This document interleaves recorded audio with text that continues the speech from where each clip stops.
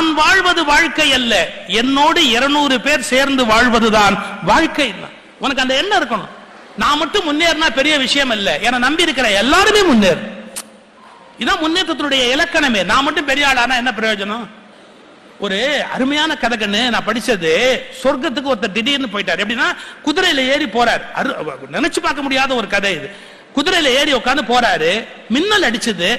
அவர் நாய் கூட வந்துகிட்டே இருந்தது. மின்னல் அடிச்சதுல அவர் இறந்துட்டார். இது அவருக்கு தெரியாது. ஏன்னா அந்த கதை அப்படி. அவர் சொர்க்கத்துக்கு போறாரு. குதிரையோட நாயோட மேல போயிட்டே இருக்கிறாரு. ஒரு இடத்துக்கு போனா சொர்க்கம்னு போட்டிருக்குது. அது வாசல்ல ஒரு தண்ணீர் ஊற்று இருக்கு. அவருக்கு தாகமா இருக்கு. நாய்க்கு அதை விட தாகமா இருக்கு. குதிரைக்கும் அதை விட தாகமா இருக்கு. அந்த வாசல்காரன்ட்ட கேட்கிறாரு, சொர்க்கத்தோட காவல்காரன்ட்ட, எனக்கு தாகமா இருக்கு, தண்ணி குடிக்கலாமா? குடிக்கலாம்.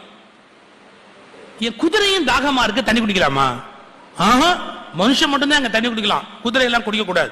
அப்ப குதிரையை குடிக்க கூடாதுன்னா நாயை நீ குடிக்க, அது உள்ளே வரக்கூடாது, குடிக்கவே கூடாது. இப்படி யோசிச்சான். நான் அப்ப குடிக்கல, குதிரையும் நாயும் குடிக்காத போது நான் இங்க குடிக்கல, எனக்கு இந்த இடம் வேண்டாம். இந்த இடத்துக்கு என்ன பேரு அப்படிங்கிறான். சொர்க்கம்ங்கிறான். இப்படி ஒரு சொர்க்கமே எனக்கு தேவையில்லை. அவன் படி இன்னும் கொஞ்சம் போனான். இன்னும் ஒரு 10 மைல் போன உடனே பார்த்தா மறுபடியும் சொர்க்கம்னே போட்டுருக்குது. வாசல்ல தண்ணி இருந்தது. அந்த காவல்காரன் கேட்டான், தண்ணி குடிக்கலாமா? குடிக்கலாம். என் குதிரை குடிக்கலாமா? குடிக்கலாம். என் நாய் குடிக்கலாமா? குடிக்கலாம். 3 பேரும் குடிச்சாங்க. நாய் குடிச்சது, குதிரை குடிச்சது, அவன் குடிச்சது.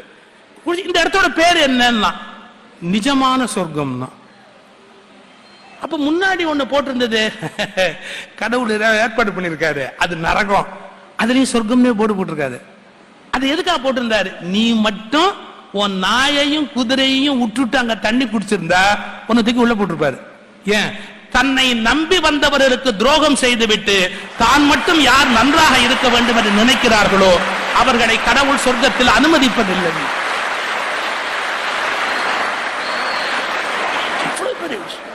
என்னை நம்பி வந்த இந்த குதிரை, என்னை நம்பி வந்த இந்த நாய், நான் எப்படி விடுவேன் பாரு. உன்னை சொர்க்கத்துக்கு வரவழைக்கிறது அங்க டெஸ்ட் வச்சாரு. நீ மட்டும் அந்த தண்ணியை குடிச்சிருந்த உனக்கு நரகத்துல போட்டிருப்பாரு. நீ குடிக்காம இங்க வந்த பாத்தியா, அதனால நீ சொர்க்கத்துக்குள்ள வர்ற வாழான்னு கூட்டிட்டு போனான். எவ்வளவு பெரிய கதை.